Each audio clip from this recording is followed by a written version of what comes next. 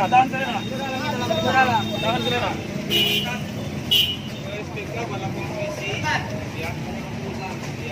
Deh, tahan selera deh. Nanti kira-kira sedikit. Jar, teh orang tuh jajar. Biar kalau ke bawah. Jangan diganggu. Jangan diganggu, biar kalau ke bawah.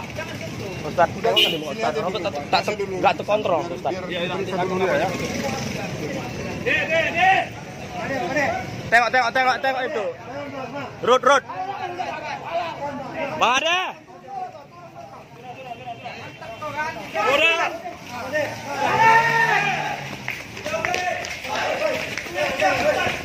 Bang, ini woi, tolong ini. Tarik. Enggak, ini abang ini tarik ini.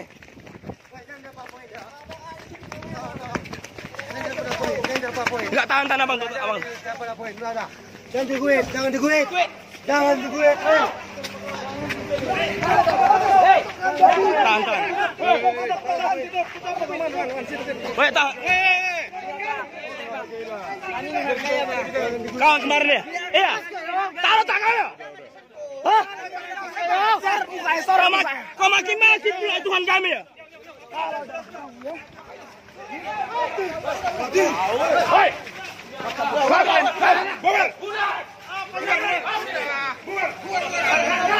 Angkat video bang, video.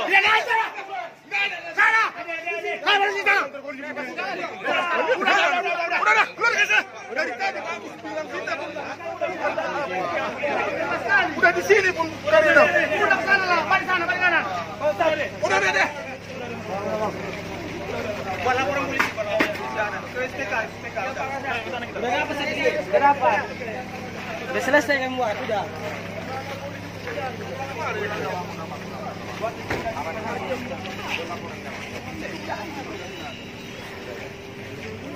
Ke SPK, Dede. Apabila umat Islam tidak belajar dengan hal ini, Siapa namanya masuk? diragukan dengan Islam aku. Satu siapa lagi? Aku. Satu aja udah. Udah ya.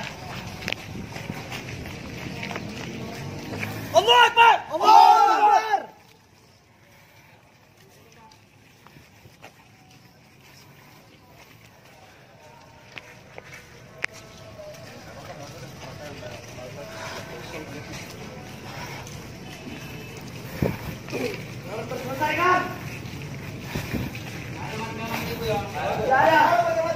Sepakati tidak pakai materai 6.000. Tidak ada.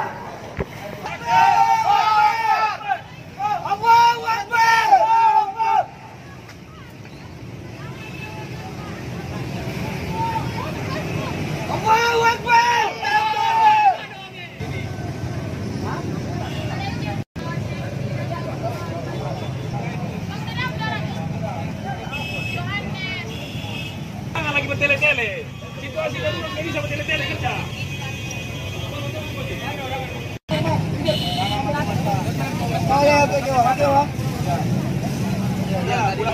Kalau sampai persidangan baru di pengadilan. Ini kita usahakan di pengadilan.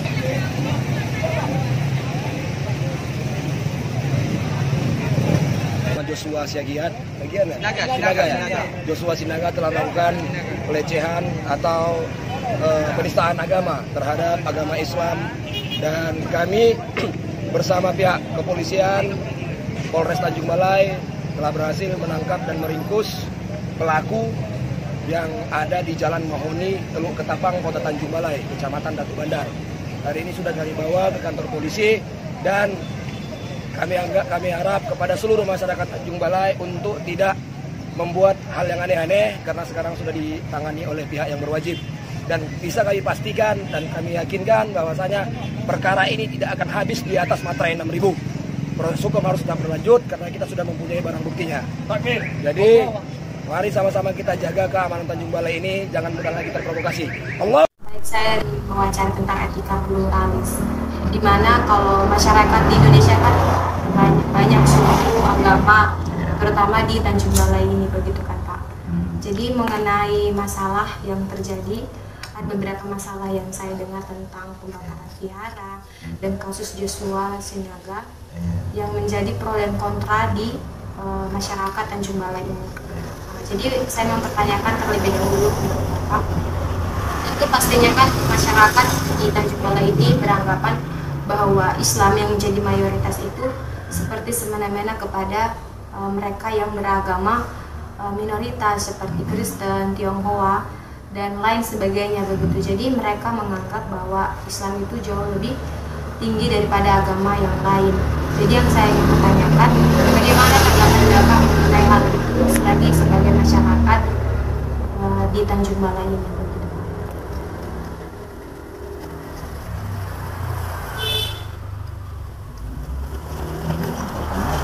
Udah gitu ya, kalau menurut apa lah ya gitu. Karena di situ isinya ya memang dia perbedaan gitu.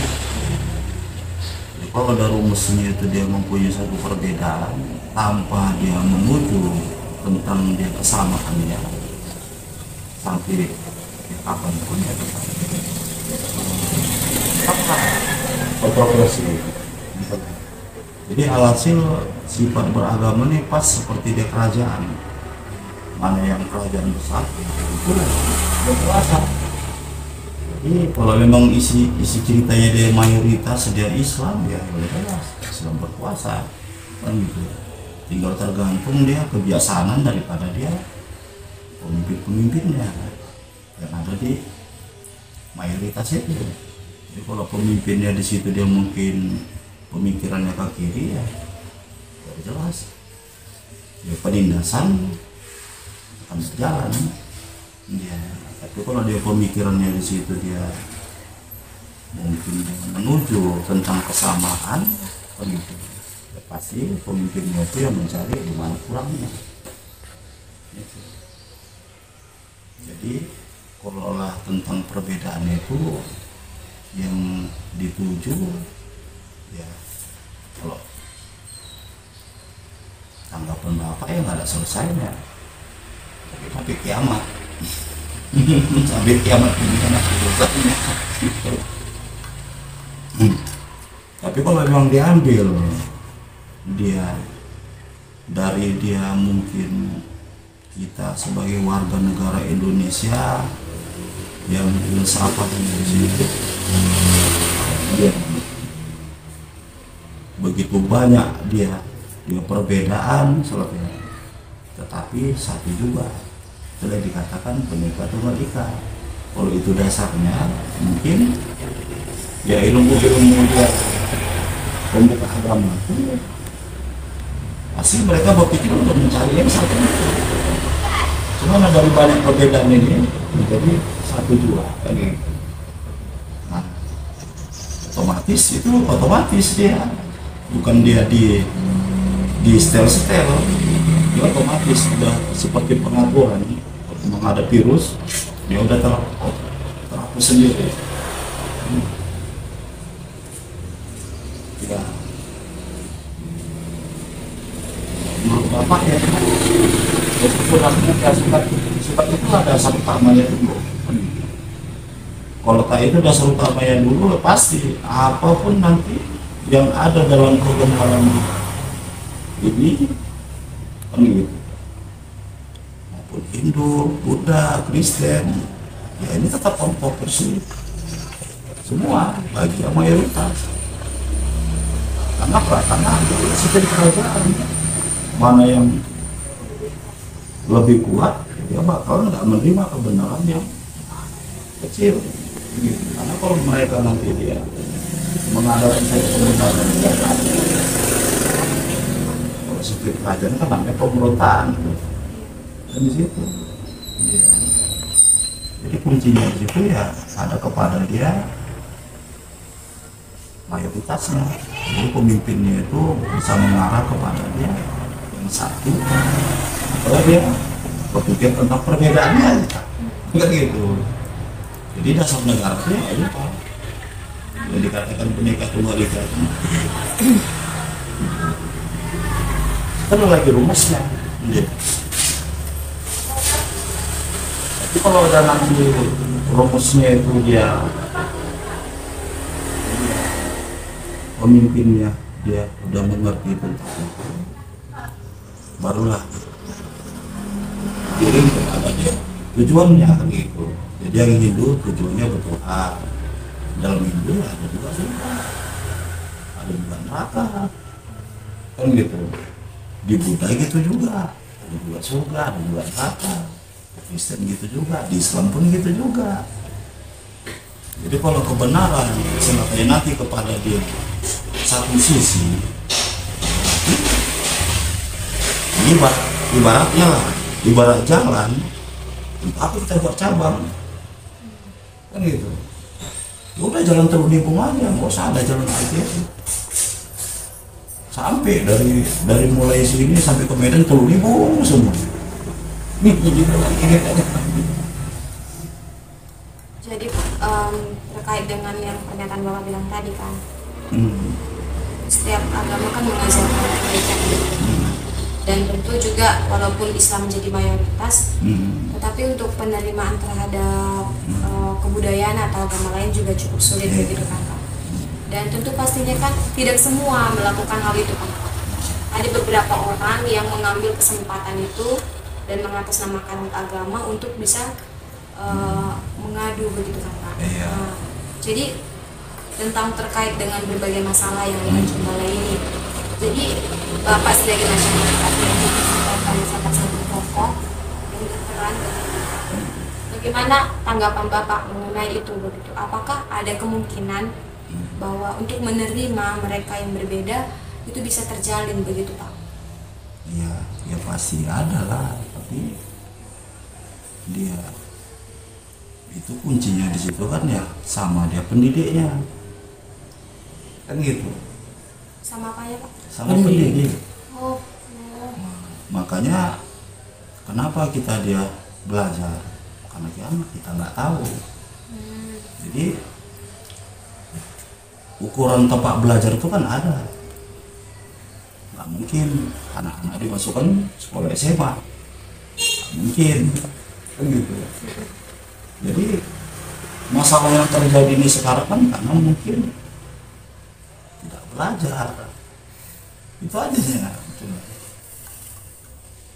Jadi kalau ada pun nanti kontroversi tentang itu, ya kami belajar agama juga selesainya kan gitu.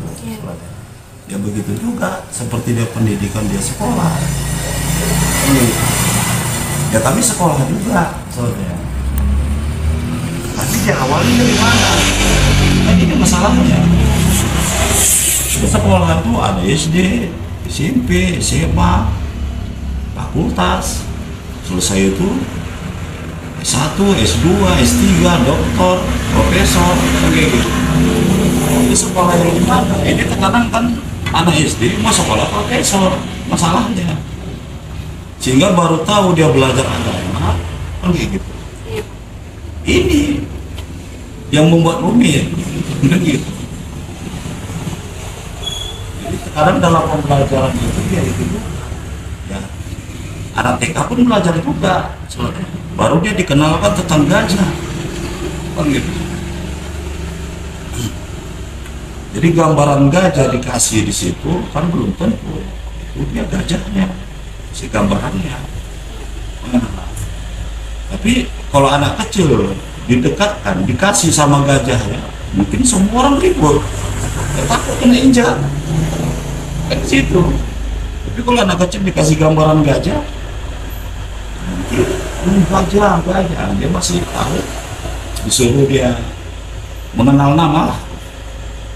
Dari dasarnya.